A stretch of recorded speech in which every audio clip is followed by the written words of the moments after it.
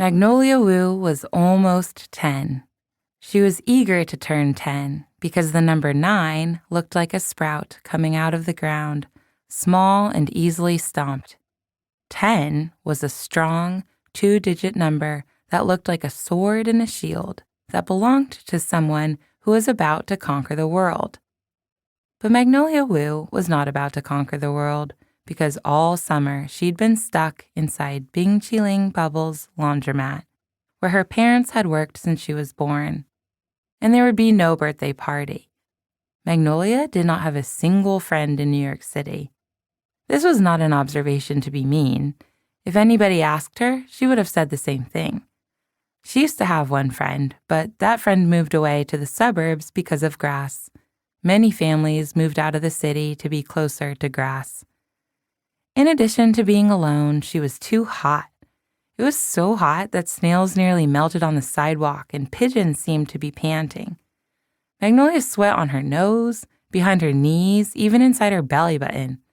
Her internal organs boiled like sweet potatoes. At least that's what she felt like. Magnolia crouched on the floor of the laundromat, stretching her arm beneath the washing machine until she found what she was looking for, a single sock. She pulled out the dusty sock, took a thumbtack from a wooden box, and pinned the sock onto a bulletin board. The board was full of lost socks, solo and abandoned, separated from their pairs. To Magnolia, each sock was a mystery, and she waited for the day that their owners would return to claim them. She wondered where the socks had been, if they'd trekked through mud or snow, climbed a flowering hillside, or danced on Broadway stages. But so far, no one had come back, the socks forgotten or replaced by whatever other important things adults were out there doing. As Magnolia stared at the socks on this very hot day, she began to wonder if she was silly for thinking they'd lead to anything. Most of her classmates were on vacation for the summer, which meant lobster rolls and berry picking and frog catching and boats with napkin-white sails. Meanwhile, Magnolia collected quarters from the washers and dryers, helped her parents sift through the mail, and restocked the detergent. As she looked around at the spinning machines, she wondered if she'd be stuck here the rest of her life, inside a loop of endless loads and the comings and goings of customers.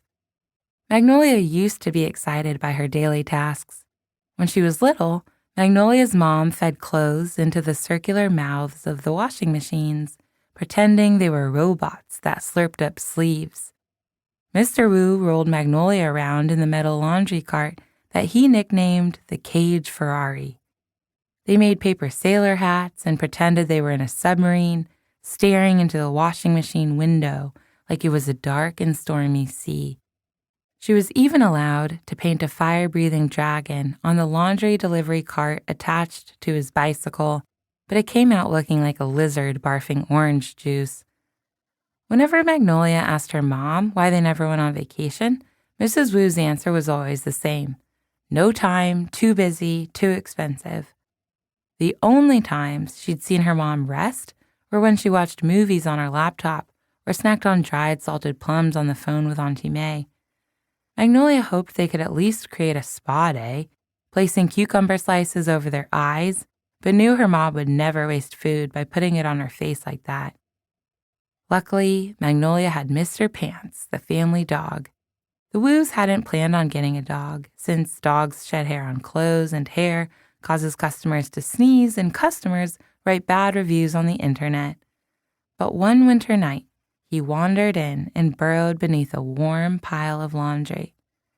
The next morning, he emerged with a pair of pants on his head and secured his position in the family. So this was how the days passed, full of heat, dangling socks, a sleeping dog, and rumbling machines, while her dad pedaled through the city making deliveries, and her mom folded mountains of clothes until the sky turned black.